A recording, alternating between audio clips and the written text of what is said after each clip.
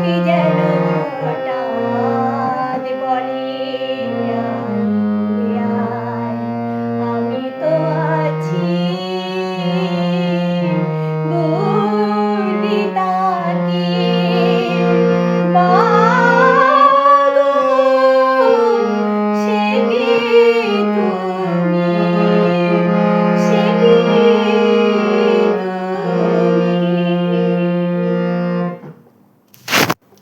কত বছর আগে যে এই গানটা শুনেছিলাম জানি না, বাট চেষ্টা করলাম।